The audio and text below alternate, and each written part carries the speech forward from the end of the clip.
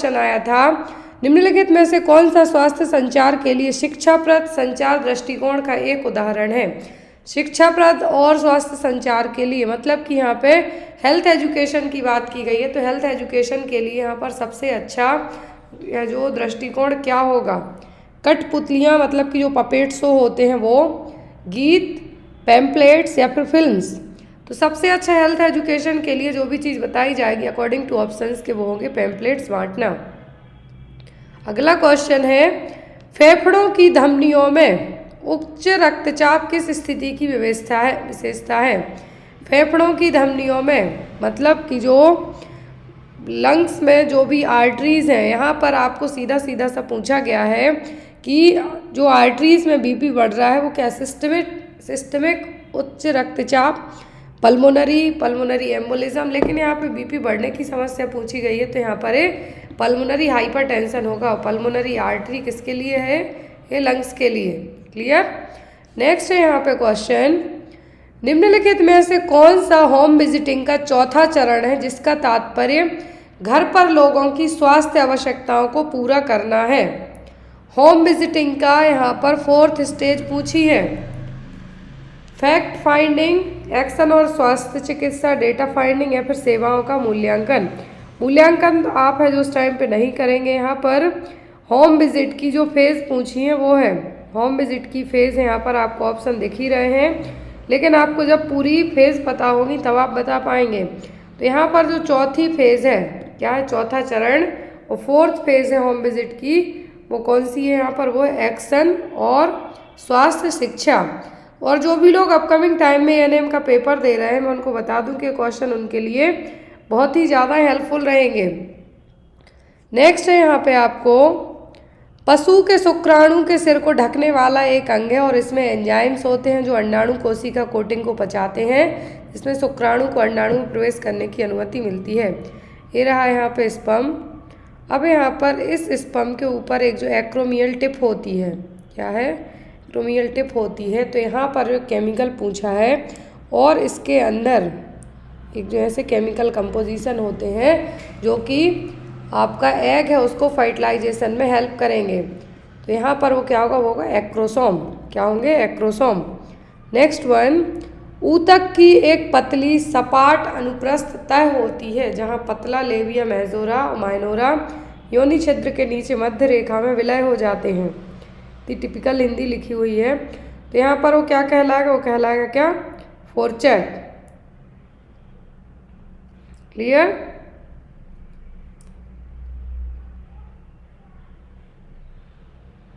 यहाँ पर ये क्या है, फोर्चेट। नेक्स्ट इज, निम्नलिखित में से कौन सी काउंसलिंग की विशेषता नहीं है। काउंसलिंग की विशेषता, तो यहाँ पर दृष्टिकोण गहन एवं अंतर्मुखी है, मतलब कि यहाँ पर एक इसका एम होना चाहिए, यह परिक्षेप को बदलने स्वयं समाधान प्राप्त करने मदद करने की प्रवृत्ति रखता है। मतलब आपको एक तरीके से हमें कहेंगे कि आपके जो भी डिसीजन है उनको चेंज करने में भी हेल्प करेगा। रेमेडियल एवं क्यूरेटिव, तो यहाँ पर ये भी है कि आपको कोई प्रॉब्लम है तो ये काउंसलर आपकी बात सुनेगा, जो चीज़ें आप अपने घर वालों को नहीं बता पा रहे हैं उससे भी आपकी परेशानी ठीक की जा सकती है। खुला और कम निजी ऐसा बिल्कुल भी नहीं है। काउंसलिंग हमेशा प्राइवेसी यहाँ पर मेंटेन करके रखी जाती है काउंसलिंग में। नेक्स्ट है, प्री एक्लेम्सिया आमतौर पर गर्भावस्था के कितने सप्ताह बाद होता है। प्री एक्लेम्सिया मतलब प्रेगनेंसी में बीपी का बढ़ना और जनरली आफ्टर 20 वीक की प्रेगनेंसी के बाद होगा। जो टोटल ड्यूरेशन 42 हफ्तों का होता है, लेकिन ये 20 वीक की प्रेगनेंसी के बाद भी हो सकता है। नेक्स्ट है क्वेश्चन यहाँ पे, निम्नलिखित में से कौन सी नर्सिंग केयर की समुदाय आधारित सेटिंग की विशेषता है। कौन सी नर्सिंग केयर की समुदाय आधारित सेटिंग की विशेषता है। तो एक ग्राहक के मूल्यों के आधार पर पारस्परिक रूप से तय किए गए हस्तक्षेपों के साथ स्वायत्त अभ्यास।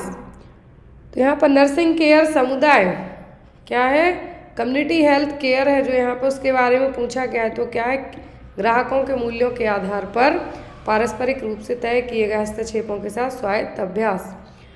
अगला क्वेश्चन है, किस उम्र तक के एक बच्चे को कम से कम 6 ब्लॉक्स को स्टैक करने में सक्षम होना चाहिए। 6 ब्लॉक्स है जो जनरली 24 महीने का बच्चा ही यहाँ पे जोड़ पाएगा। नेक्स्ट वन, संक्रमण की प्रतिक्रिया में सूजन की प्रक्रिया में निम्नलिखित को छोड़कर सभी शामिल हैं। कुछ भी इन्फेक्शन होता है तो स्वेलिंग होगा यहाँ पर, तो स्वेलिंग में क्या होगा, संक्रमण स्थल पर प्रतिरक्षा कोशिकाओं का प्रवाह, तो बिल्कुल सही है। प्रभावित क्षेत्र में रक्त की बढ़ती हुई धारा, जहाँ पे भी ब्लड है जो, वहाँ पे क्या होगा, ब्लड फ्लो है जो ज़्यादा होगा। हिस्टामिन अलग रिलीज होते हैं जब भी इन्फेक्शन होता है, लेकिन दीर्घकालिक संकुचन यहाँ पर इसका हिस्सा नहीं है। नेक्स्ट है स्वच्छता की विशेषताएं, क्लीनलीनेस की यहाँ पे विशेषताएं पूछी हैं। यह आवश्यक उपकरणों के उपयोग के माध्यम से बीमारी की रोकथाम पर केंद्रित है, बिल्कुल सही है। दूसरा, डिटर्जेंट का उपयोग करके वस्तुओं की सतह से गंदगी हटाने में हेल्प होगी, ये भी सही है। सूक्ष्म जीवों को हटाने के लिए क्लोरीन का उपयोग भी किया जाता है, तो ये भी सही है। दैट मीन्स यहाँ पे आपके तीनों सही है, और जब तीनों सही हैं तो आंसर क्या होगा, 1, 2 और 3। नेक्स्ट क्वेश्चन है यहाँ पे, पोषण शिक्षा के लिए पहचाने गए लाभार्थी समूहों के बारे में निम्नलिखित में से कौन सा कथन सत्य नहीं है। पोषण शिक्षा मतलब न्यूट्रिशनल एजुकेशन के बारे में बात की गई है, जो बेनिफिशियर्स हैं उनमें से सही क्या नहीं है। तो यहाँ पे वल्नरेबल ग्रुप 10 वर्ष से कम उम्र के बच्चे हैं। प्राथमिक समूह में बच्चों की माताएं आएंगी। लक्षित जनसंख्या मतलब बच्चों की देखभाल करने वाले व्यक्ति। तो यहाँ पर वल्नरेबल का मतलब होगा कि ऐसे जो बिल्कुल भी किसी भी तरीके से सक्षम नहीं है, बहुत छोटे, क्या है, वल्नरेबल ग्रुप का मतलब है यहाँ पर क्या, बहुत ज़्यादा छोटे बच्चे। तो यहाँ पर आपका आंसर क्या होगा, केवल 1, जो कि एक असत्य है। नेक्स्ट वन, प्लेसेंटा के निष्कासन के लिए मुख्य रूप से जिम्मेदार मांसपेशी कौन सी है। प्लेसेंटल एक्सपल्सन के लिए जो मांसपेशी जिम्मेदार है वो क्या है, गर्भाशय की चिकनी मांसपेशी। नेक्स्ट वन, निम्नलिखित में से कौन सा व्यापक स्कूल स्वास्थ्य कार्यक्रम का प्रमुख घटक है। कम्युनिटी हेल्थ नर्सिंग में पढ़ा है, जीएनएम वालों ने भी पढ़ा है, स्कूल हेल्थ प्रोग्राम के बारे में है। तो यहाँ पर छात्र नेतृत्व शासन, शारीरिक शिक्षा, आवधिक शैक्षणिक परीक्षण या फिर स्वास्थ्य और पोषण शिक्षा। तो यहाँ पर हेल्थ, जो स्कूल हेल्थ प्रोग्राम होते हैं उसमें आपकी फिजिकल मेंटल जो हेल्थ पे फोकस किया जाएगा। तो यहाँ पर आपका आंसर क्या होगा, 2nd और 4th। नेक्स्ट है, निम्नलिखित में से कौन सी सीबीओ की विशेषता नहीं है। सीबीओ की विशेषता यहाँ पे कौन सी नहीं है, किसी बाहरी एजेंसी से प्रेरणा, सीमांत समूहों का प्रतिनिधित्व, स्वदेशी ज्ञान पर विश्वास। क्या है जो नहीं है, पेपर बहुत ही अच्छा आया था यहाँ पे, तो ये हिंदी में इतनी ज़्यादा। तो यहाँ पर जो सीबीओ है, क्या है, सीबीओ की विशेषता यहाँ पर तीनों नहीं है। बाहरी एजेंसी से प्रेरणा लेना, सीमांत समूहों का प्रतिनिधित्व, और है यहाँ पे क्या आपका लास्ट में स्वदेशी ज्ञान पर विश्वास। यहाँ पर ऐसा नहीं है। यदि आप कुछ भी हेल्थ रिलेटेड फील्ड में काम करते हैं तो यहाँ पे आपको पता होना चाहिए। तो यहाँ पर आपका आंसर क्या होगा, तीनों। अगला क्वेश्चन है, टिक्स द्वारा प्रसारित एक वेक्टर जनित रोग, तो टिक्स के लिए रिस्पॉन्सिबल कौन सी डिसीज होगी, होगी लाइम डिसीज। क्या है, लाइमी डिसीज। अगला है, हैजा जैसी जल जनित बीमारियों के नियंत्रण के लिए कौन सा हस्तक्षेप महत्वपूर्ण है। तो हैजा का मतलब है यहाँ पे क्या, कोलेरा। कोलेरा फैलता कैसे, गंदे पानी के कारण। तो यहाँ पर वो गंदे पानी को ही आप सुरक्षित पानी में कन्वर्ट करेंगे तो इसको आप ट्रीट कर सकते हैं, मैनेज कर सकते हैं। नेक्स्ट वन, 4 से 8 वर्ष की आयु के बच्चों के लिए अनुशंसित दैनिक कैल्शियम सेवन। तो 4 से 8 वर्ष की एज के लिए कैल्शियम की जो अमाउंट पूछी है वो होगी 1000 मिलीग्राम, 1000 mg। किस उम्र के एक बच्चे से स्वतंत्र रूप से चलने की उम्मीद की जानी चाहिए। 6 से 9 महीने, 22 से 29, 18 से 24। तो 18 से 24 में तो बच्चे स्टेयर्स चढ़ने लगते हैं, लेकिन यहाँ पर ओनली चलने की उम्मीद तो वो है 10 से 18 महीने के बच्चे। अगला क्वेश्चन, जनसंख्या स्थिरता कोष के किस रणनीति के तहत निजी क्षेत्र के स्त्री रोग विशेषज्ञों, पुरुष नसबंदी सर्जनों को सार्वजनिक निजी भागीदारी मोड में स्टरलाइजेशन ऑपरेशन करने के लिए आमंत्रित करता है। मतलब यहाँ पर कि जो गवर्नमेंट जितने भी जो कैंप वगैरह लगाते हैं स्टरलाइजेशन के लिए, परमानेंट फैमिली प्लानिंग के लिए, तो यहाँ पर गवर्नमेंट के और जो निजी क्षेत्र के मतलब प्राइवेट सेक्टर के स्त्री रोग विशेषज्ञ हैं और पुरुष नसबंदी सर्जनों के लिए एक जगह है जो स्टरलाइजेशन प्रोसेस में हेल्पफुल रहेंगे, वो यहाँ पर रणनीति कौन सी होगी? संतुष्टि रणनीति। नेक्स्ट, नवजात मृत्यु दर और रुग्णता दर में त्वरित कमी के लिए home based newborn care HBNC की शुरुआत कब की गई थी? हुई थी 2011 में। ये आपकी 8 दिन पहले की क्लास में जो NM क्लास ली गई थी उसमें HBNC पढ़ाया गया था। नेक्स्ट है, इलेक्ट्रॉनिक हेल्थ रिकॉर्ड में सार्थक उपयोग मानदंड किस लिए डिजाइन किया गया है? इलेक्ट्रॉनिक हेल्थ रिकॉर्ड में जो सार्थक उपयोग है यूज़ किया गया है कि HR का उपयोग इस तरह से किया जाना चाहिए इससे रोगी की देखभाल पर पॉजिटिव इम्पैक्ट पड़े, सकारात्मक प्रभाव पड़े। प्रसव पूर्ण परामर्श के दौरान माँ के साथ जन्म योजनाओं पर चर्चा करते समय मुख्य रूप से किस पर ध्यान केंद्रित करना चाहिए? यदि आप प्रसव पूर्व परामर्श मतलब डिलीवरी के पहले आप माँ का जो भी चेकअप करते हैं तो जो उसकी बर्थ को लेकर जो भी प्रोसेस होनी है किस पे ध्यान करेंगे? दर्द प्रबंधन के लिए व्यक्तिगत प्राथमिकताएं, बच्चे के जन्म के लिए माँ की जो मेंटल कंडीशन, प्रसव के दौरान संभावित चिकित्सा हस्तक्षेप। तो यहाँ पर तीनों चीज़ों पे आपको फोकस करना है। अगला क्वेश्चन है, वयस्कों में जटिल मूत्र पथ संक्रमण, देखिए कितना खतरनाक सा नाम है, यूट्राइन ट्रैक्ट इन्फेक्शन के लिए UTI के लिए प्रथम पंक्ति उपचार मतलब UTI की ड्रग ऑफ चॉइस पूछी है तो क्या है? नाइट्रोफ्लूरिटोइन। क्या है? नाइट्रोफ्लूरिटोइन। नेक्स्ट वन, नवजात पुनर्जीवन रिससिटेशन के दौरान यदि हृदय गति निम्नलिखित में से किससे कम हो जाए तो छाती को दबाना शुरू कर देना चाहिए। तो यहाँ पर जो नॉर्मल पल्स रेट होती है फीटस की जो न्यूबॉर्न बेबी है वो होती है 120 to 160 तक, लेकिन यदि यहाँ पर कितने से कम हो जाए तो आपको रिससिटेट करना है जब 30 सेकंड के बाद 60 BPM, प्रभावी वेंटिलेशन के 30 सेकंड के बाद 60 BPM। सर्वाइकल कैंसर की अनुशंसित जात में 21 से 65 आयु वर्ग की महिलाओं के लिए कौन सा टेस्ट है? तो जब उम्र 21 साल से ज़्यादा हो जाए तो सर्वाइकल टेस्ट के लिए जो क्या है पेप स्मीयर टेस्ट है जो करवाया जाएगा। कौन सा? पेप स्मीयर टेस्ट। नेक्स्ट वन, अस्पताल की सेटिंग में कमरे कीटाणु शोधन के लिए हाइड्रोजन पेरोक्साइड वाष्प का उपयोग करने का मुख्य लाभ कौन सा है? तो हॉस्पिटल में हाइड्रोजन पेरोक्साइड की जो वाष्प दी जाएगी इसका क्या यूज़ है?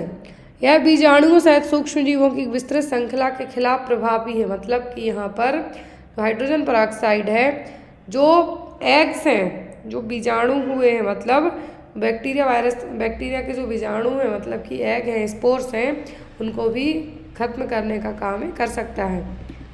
नेक्स्ट है, उपकेंद्रों द्वारा प्रदान की जाने वाली स्वास्थ्य देखभाल सेवाओं के प्रकार से संदर्भ में उनका प्राथमिक फोकस क्या है? गैर संचारी रोगों पर जोर देने के साथ प्रचारात्मक, निवारक और कुछ उपचारात्मक प्राथमिक स्वास्थ्य देखभाल सेवाएं। उपकेंद्र मतलब कि सब सेंटर की बात की जा रही है यहाँ पर, क्या है? सब सेंटर की यहाँ पे बात की जा रही है। तो प्राथमिक फोकस क्या होगा कि जो गैर संचारी मतलब नॉन कम्युनिकेबल डिसीज़, संचारी का मतलब कम्युनिकेबल, गैर संचारी मतलब नॉन कम्युनिकेबल डिसीज़ पर को जोर देना है। नेक्स्ट वन, पर्ट्यूसिस के शुरुआती लक्षण। तो पर्ट्यूसिस, बॉर्डिटेला पर्ट्यूसिस रिस्पॉन्सिबल है, इसमें नाक बहेगी, हल्की खांसी भी आएगी, फीवर भी आएगा, लेकिन उल्टी वीपिंग साउंड है जो नहीं होगा। तो यहाँ पे आपका आंसर क्या होगा? First and second. Pertussis generally 2 साल से कम उम्र के बच्चों को होता है। नेक्स्ट वन, गृह आधारित नवजात देखभाल मतलब HBNC home based newborn care के तहत निर्धारित गृह दौरे के पूरा होने के बाद प्रति नवजात शिशु आशा को कितनी प्रोत्साहन राशि दी जाती है? 250 रुपये।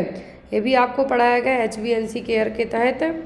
आशा वर्कर को यदि होम बेस्ड डिलीवरी हुई है या फिर हॉस्पिटल बेस्ड डिलीवरी हुई है तो होम बेस्ड होती है तो विजिट अलग होती हैं, और यदि हॉस्पिटल इंस्टीट्यूशनल है तो अलग विजिट रहेंगी। तो पर विजिट दिया जाता है 250 रुपये। नेक्स्ट, निम्नलिखित में से कौन सा सामुदायिक स्वास्थ्य नर्सिंग की विशेषता नहीं है? कम्युनिटी हेल्थ नर्सिंग की विशेषता क्या नहीं है? इसके अभ्यास में केवल नर्सिंग शामिल है, ऐसा नहीं है।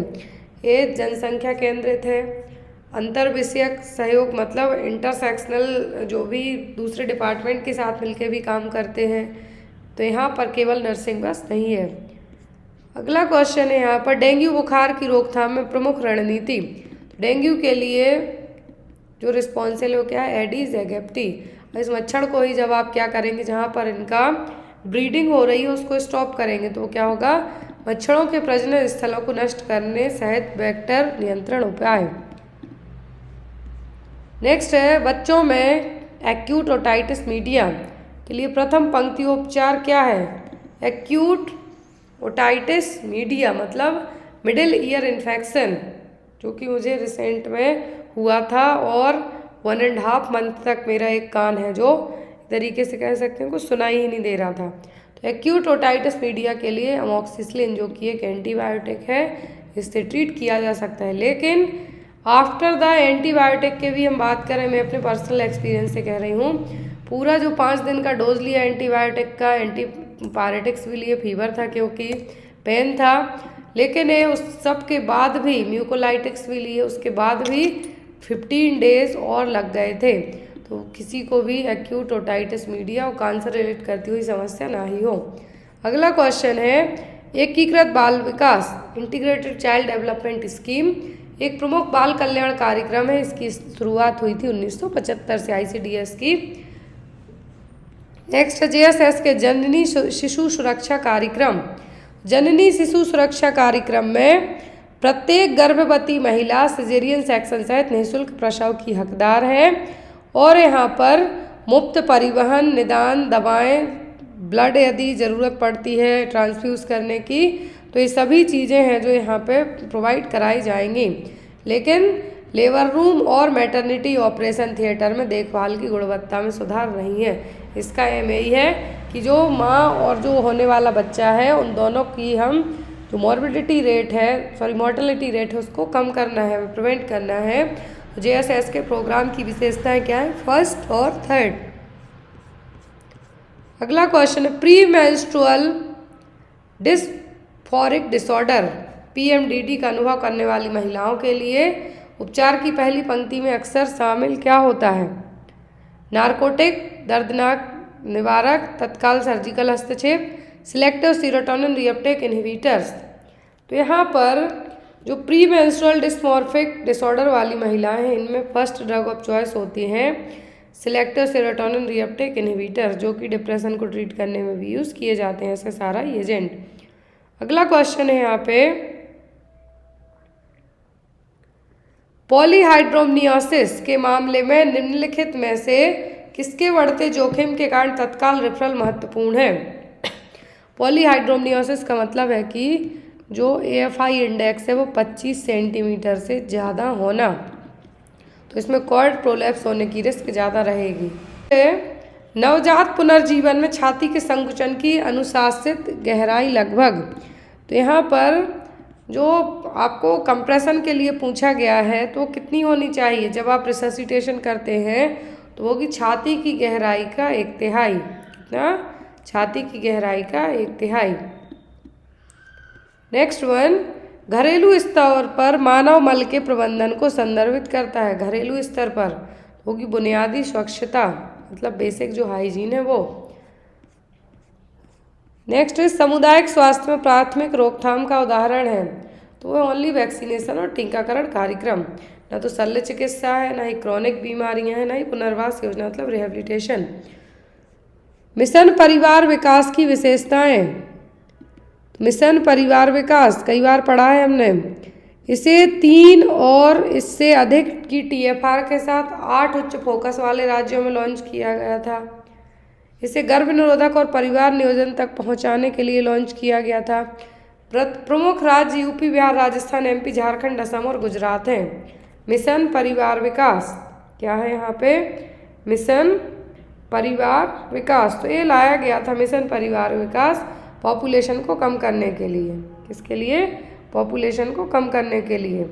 तो यहाँ पर जो की इनिशिएटिव थे मिशन परिवार विकास के, तो यहाँ पर जो जनरली गर्भ निरोधक के ऊपर इस पर फोकस किया गया था। किस पे, गर्भ निरोधक पर।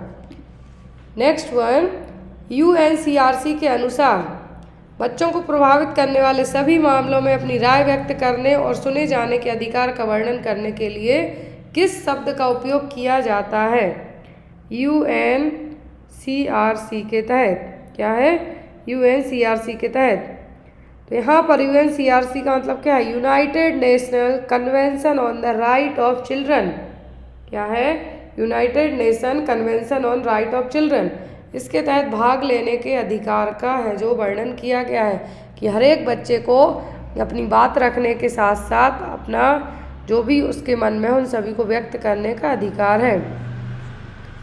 शरीर की प्रक्रियाओं को नियंत्रित करते हैं, उचित सेल्यूलर कार्य के लिए हैं और इसमें शरीर के ऊतक भी शामिल होते हैं। तो खनिज पदार्थ मतलब कि मिनरल्स। नेक्स्ट वन, प्रसव के दौरान बैंडल का वलय बनना किससे संबंधित है? तो यहाँ पर वो क्या होगा? प्रसव बाधा। किस उम्र में शिशु के आहार में ठोस आहार शामिल होने की एडवाइस दी जाती है? तो ये बेस्ड ऑन ऑप्शन के जनरली होता है 6 मंथ, मतलब यहाँ पे बियनिंग की बात की जा रही है, वो होगा 4 to 6 मंथ। नेक्स्ट इज स्वास्थ्य देखभाल में अंतर व्यावसायिक शिक्षा IPE महत्वपूर्ण क्यों है? क्योंकि विभिन्न स्वास्थ्य देखभाल विषयों के बीच सहयोग और समझ को प्रोत्साहित करता है। अंतर व्यावसायिक शिक्षा मतलब किसी दो तरीके की यहाँ पर जो चीज़ों को एक साथ लाने का काम करेगी, वो क्या होगा? IPE। प्रसवोत्तर देखभाल पर प्रभावी काउंसलिंग में क्या शामिल होगा? आफ्टर डिलीवरी के बाद है जो काउंसलिंग की बात की गई है। जन्म के बाद फिजिकल रिकवरी, अवसाद के लक्षणों की पहचान करना, मतलब किसी को परपीरियम डिप्रेशन भी हो सकता है, परिवार नियोजन और गर्भ निरोधक, तो मतलब यहाँ पे तीनों शामिल होंगे। नेक्स्ट इज भारत में NRHM और NUHM दोनों सहित राष्ट्रीय स्वास्थ्य मिशन किस वर्ष शुरू किया गया? NHM है जो स्टार्ट हुआ 2013 में, NRHM और NUHM दोनों को मिला के NHM आया कब? 2013 में। गैस्ट्रोइसोफेगल रिफ्लक्स डिसीज का प्राथमिक लक्षण, GERD का पहला लक्षण पूछा है तो वो होगा हार्टबर्न, जलन टाइप की पड़ना, वो है यहाँ पर। नेक्स्ट वन, निम्नलिखित का अर्थ नवजात मृत्यु जो 1 से 12 महीने की उम्र में होती है तो कि पोस्ट नवजात शिशु मृत्यु दर। यदि 1 मंथ का पूछते तो वो होती नवजात, लेकिन 1 से 12 महीने की बात हो गई है यहाँ पर, तो क्या होगी? इन्फेंट। तो यहाँ पर वो क्या होगी? पोस्ट नवजात शिशु मृत्यु दर। सामुदायिक स्वास्थ्य परिचर्या में प्राथमिक रोकथाम शब्द का तात्पर्य क्या है? सामुदायिक स्वास्थ्य परिचर्या प्राथमिक रोकथाम का मतलब है कि ऐसी कोई भी गतिविधि, ऐसा कोई भी काम जो किसी भी बीमारी को होने से रोक सकता है। रोग के निदान होने पर उपचार या फिर पुनर्वास या फिर मनोवैज्ञानिक पहलू, वही सब नहीं है। प्राथमिक रोकथाम का मतलब है प्राइमरी प्रिवेंशन। कोई भी बीमारी होने के लिए जो पहले ही जो स्टेप उठाए जाएंगे वो है यहाँ पे।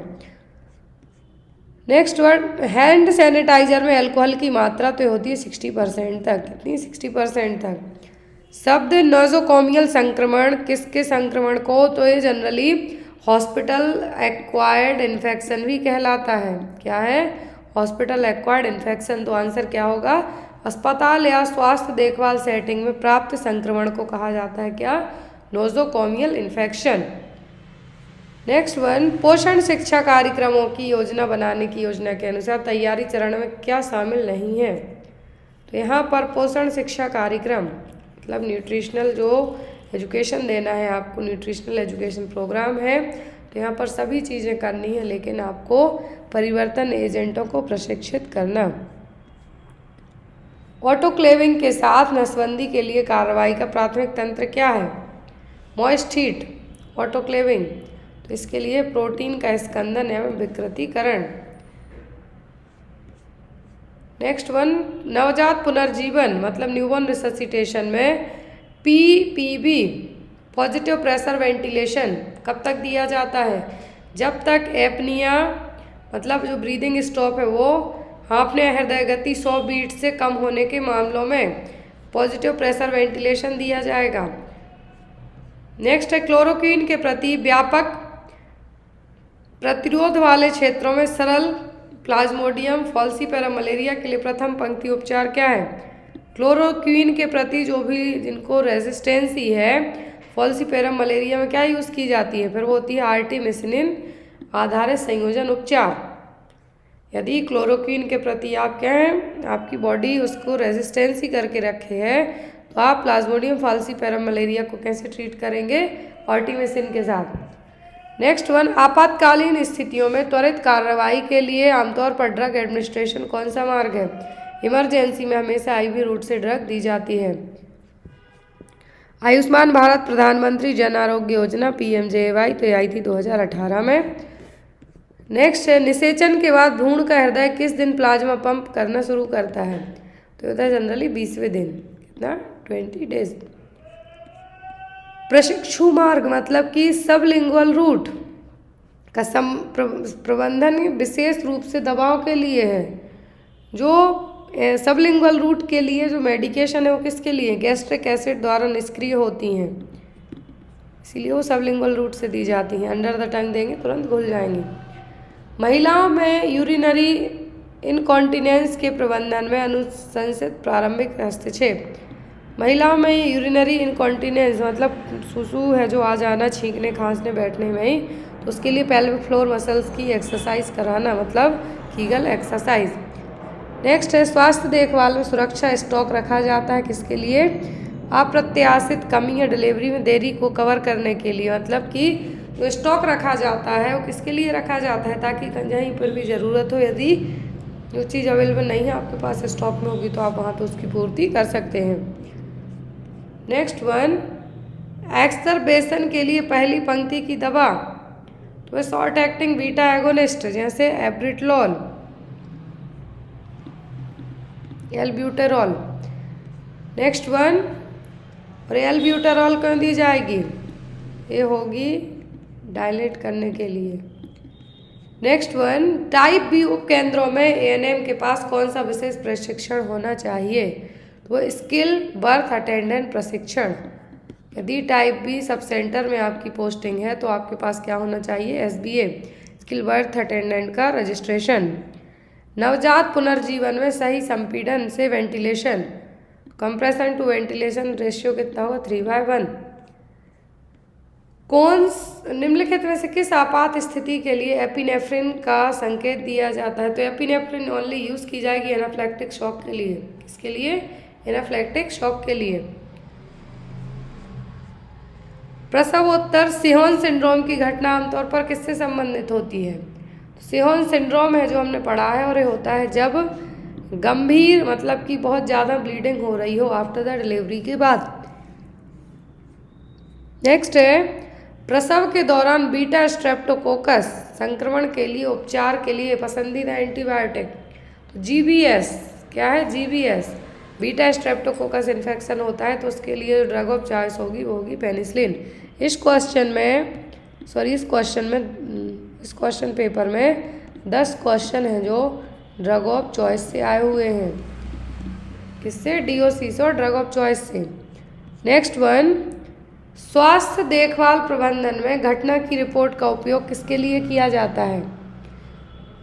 तो कोई भी चीज़ की रिपोर्ट हो किसके लिए? असामान्य घटनाओं का दस्तावेजीकरण मतलब रिपोर्ट रखने के लिए, ताकि उनको बाद में जो भी वहाँ एम्प्लॉयज़ काम करते हैं उनको कोई लीगल प्रॉब्लम्स ना आए। दर्द प्रबंधन के लिए प्रभावी अंतर्गर्भाशयी काउंसलिंग में निम्नलिखित में से बारे में जानकारी शामिल होना चाहिए।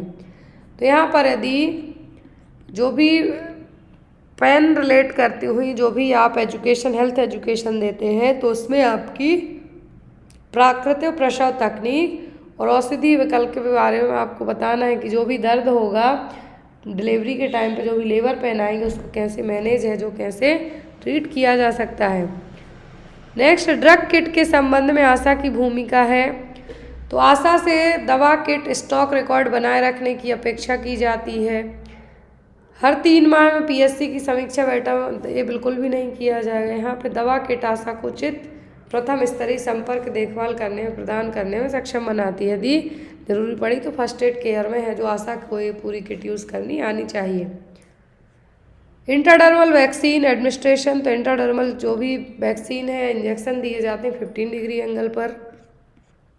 होम बेस्ड न्यूबॉर्न केयर कार्यक्रम के तहत आशा को जीवन के पहले कितने दिनों तक सभी नवजात शिशुओं का दौरा करने की आवश्यकता होती है? तो होती है 42 दिनों तक। कितना? 42 दिनों तक। नेक्स्ट वन, एक अशक्त महिला के प्रसव के संदर्भ में अरेस्ट ऑफ डिसेंट का निदान तब किया जाता है जब कितने समय तक भ्रूण के डिसेंट की कोई प्रगति नहीं होती है। तो दूसरे चरण में कम से कम 2 घंटे तक। कितना? दूसरे चरण में कम से कम 2 घंटे तक।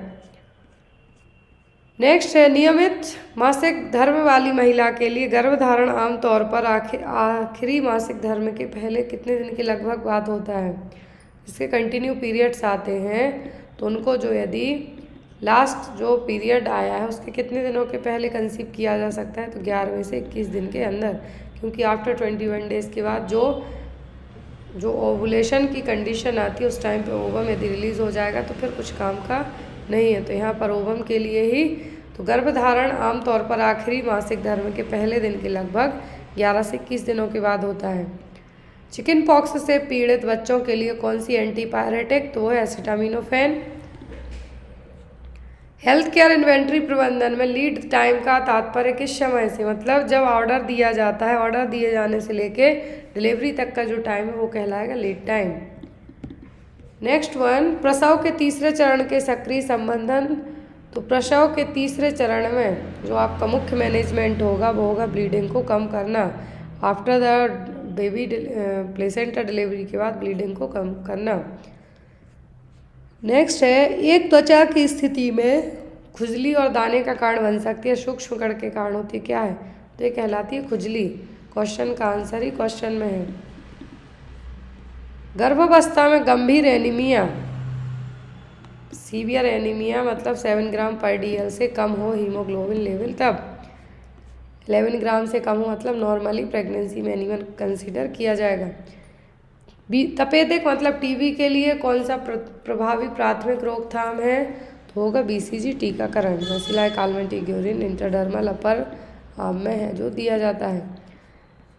प्रसवोत्तर हेमेटोमा के निदान के लिए कौन सी एक प्रमुख संकेतक है। आफ्टर डिलीवरी के बाद परपीरियम पीरियड में हेमेटोमा पूछा है तो वह दर्द के साथ या दर्द के बिना पेरिनियल क्षेत्र में एक पैल्पेबल मास का बनना। राष्ट्रीय कुष्ठ उन्मूलन कार्यक्रम के तहत अस्पताल में रहने के दौरान मजदूरी के नुकसान की भरपाई के लिए चिन्हित सरकारी और NGO संस्थानों में प्रमुख पुनर्निर्माण सर्जरी के लिए कुष्ठ प्रभावित व्यक्तियों को कितनी राशि दी जाती है, मतलब नेशनल लेप्रोसी एरेडिकेशन प्रोग्राम के तहत ये अमाउंट दिया जाता है 8000। कीटाणु शोधन के लिए परावैंगनी मतलब कि UV प्रकाश का उपयोग करने की निम्नलिखित में से कौन सी सीमा है। तो यहाँ पर पूछा गया है कि जो UV रेस यूज़ की जाएंगी, क्या है, जो UV rays ultraviolet rays use की जाएंगी तो यहाँ पर वो कौन सी होंगी, वो होगी अपारदर्शी सामग्रियों को भेदने में असमर्थता वाली रेस। कौन सी? अपारदर्शी सामग्रियों को भेदने में असमर्थता। अगला क्वेश्चन है यहाँ पर, निम्नलिखित में से क्या आमतौर पर नवजात शिशु की प्रारंभिक देखभाल में शामिल नहीं है। तो यहाँ पर प्रारंभिक देखभाल में कौन सा शामिल नहीं है, जो न्यूबॉर्न बेबी है उसके लिए इंट्रामस्कुलर विटामिन K का इंजेक्शन दिया जाता है, हेपेटाइटिस B दिया जाता है, एंटीबायोटिक आई ड्रॉप और ऑइंटमेंट या फिर विटामिन K का मौखिक प्रबंधन। तो जो एज एन इनिशियल में शामिल नहीं है वो क्या होगा, विटामिन D का मौखिक प्रबंधन। और यहाँ पर एंटीबायोटिक आई ड्रॉप भी नहीं दी जाती है एज सुन एज पॉसिबल जब बेबी होते हैं न्यूबॉर्न बेबीज़। लेकिन यदि हाँ उनकी आंखों में कुछ इन्फेक्शन वगैरह है, ऑप्थेल्मिया न्यूनेट्रम होता है, तो उनको उस केस में दी जा सकती है, लेकिन विटामिन K है जो ओरली न्यूबॉर्न बेबी में यहाँ पे नहीं दिया जाएगा। नेक्स्ट वन, प्रारंभिक देखभाल सेटिंग में तपेदिक निदान की सबसे अधिक पुष्टि निम्नलिखित के द्वारा की जाती है। TB के लिए यहाँ पे पूछा गया है कि सबसे अधिक पुष्टि कंप्लीट ब्लड काउंट से, चेस्ट एक्सरे से, कि माउंटेक्स ट्यूबरकुलिन स्किन टेस्ट से। लार्ज वे में करना है तो sputum smear microscopy. Next one, पारिवारिक जीवन शिक्षा अपने व्यवहार में एक अध्ययन का एक क्षेत्र है। पारिवारिक जीवन शिक्षा किस तरीके का क्षेत्र है, तो यह है बहु अनुशासनात्मक। नेक्स्ट वन, गर्भवती महिला में गर्भावस्थागत मधुमेह निम्नलिखित में से किसके लिए एक जोखिम कारक है। तो वो जो प्रेगनेंसी में जेस्टेशनल डायबिटीज़ की कंडीशन होती है, हाई जो ब्लड शुगर लेवल बढ़ा हुआ होता है, तो क्या है जो एक एज कॉम्प्लिकेशन के तौर पर डेवलप हो सकता है, तो वो होगा मैक्रोसोमिया। लार्ज साइज बेबी है जो डायबिटिक मदर्स के पैदा हो सकते हैं। नेक्स्ट वन, डेंटल हाइजीन के बारे में कौन सा कथन सत्य है? दिन में कम से कम 2 मिनट तक दांतों को ब्रश करना चाहिए, बिल्कुल सही है। लोगों को एडीएस स्वीकृत फ्लोराइड टूथपेस्ट का उपयोग करना चाहिए, भी सही है। लोगों को सप्ताह में कम से कम एक बार फ्लॉक्स करने की सलाह दी जाती है, ऐसा बिल्कुल भी नहीं होता है। टूथब्रश को हर 5-6 महीने में बदलना चाहिए, इसकी जगह एवरी 2 to 3 मंथ में बदलना चाहिए। तो आंसर होगा आपका केवल 1 और 2। नेक्स्ट वन, नवजात पुनर्जीवन के संदर्भ में, मतलब कि न्यूबॉर्न रिससिटेशन से रिलेट करते हुए कमरे की हवा को 100% ऑक्सीजन से अधिक प्राथमिकता दी जाती है, क्योंकि तो यदि 100% ऑक्सीजन सेचुरेशन से ज़्यादा है जो प्रायोरिटी दी जाएगी जहाँ पर आप न्यूबॉर्न रिससिटेशन करते हैं। क्यों? क्योंकि यह हाइपर पायरेक्सिया के खतरे को कम करता है।